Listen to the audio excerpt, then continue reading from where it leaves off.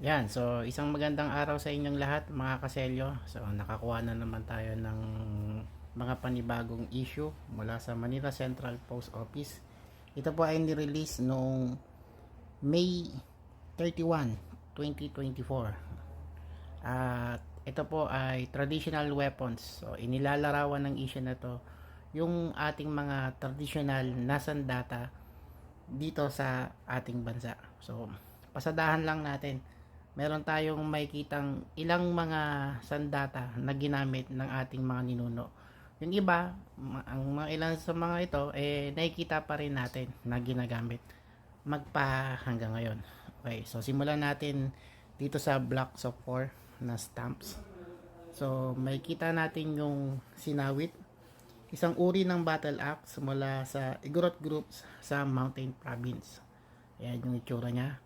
Sa katabi naman niya ang gunong, isang uri ng patalim mula sa Mindanao at Visayas. Ayan. Dito naman sa bandang baba yung kris. So yung kris po ay kalimitang makikita sa Sulu at Mindanao. Isang uri ng espada na may paalon na patalim. Dito naman po sa kabila yung falfeg, isang uri ng sibat na ginagamit ng mga Igorot mula 18th hanggang 19th century. So dito naman tayo sa first day cover. So ito yung makikita natin dito naman yung panabas. Tinatawag din itong nawi. At isa ito sa malaki, no, na espada na ginagamit ng ethnic groups mula sa katimugang Pilipinas. Yan. So, dito naman sa kabila ay yung bolo. Ang bolo ay minsan maliit hanggang katamtamang laki na ginagamit minsan sa bukid, no, pantabas, at popular din itong ginamit ng mga Pilipino noong panahon ng himagsikan. Yan. So, katuwang din ito ng mga revolusyonaryong Pilipino noong araw.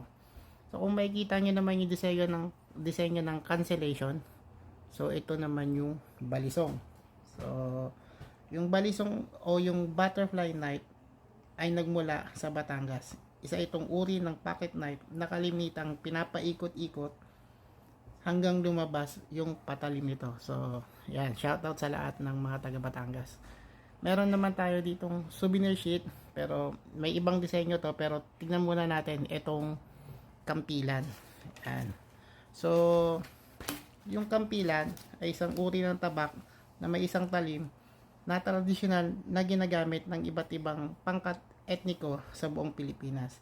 Ang disenyo nito ay iba-iba depende sa uri ng etniko.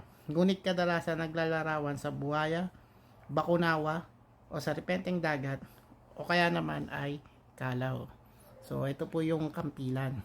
Yan. So hawak ko na rin itong souvenir sheet. Yan. Ito po ay mula kay Carlos Botong Francisco. Ito yung Filipino struggles in history. Yan. Featuring Raha Sulaiman. So ayan si Raha Sulaiman. Isa itong art mula kay Botong Francisco. Yan. Meron ding FDC. Yan. Dalawang uri ng FDC. Nga pala itong mga selyo na ito ay papadala natin kay Mr. Romel Masankay mula sa Bislig City. Yan, so maraming salamat. So ito po yung bago nating issue. Meron pang Independence Day, so subukan nating makakuha. Sa ngayon, ito na muna. So kung gusto niyo yung mga ganitong klaseng content, sana supportahan niyo po itong aming page, Selyo Pilipinas. Meron din akong ilang mga binibenta. At saka patuloy din po sana tayong mag-collect ng mga selyo. So, yun lang po. Maraming salamat.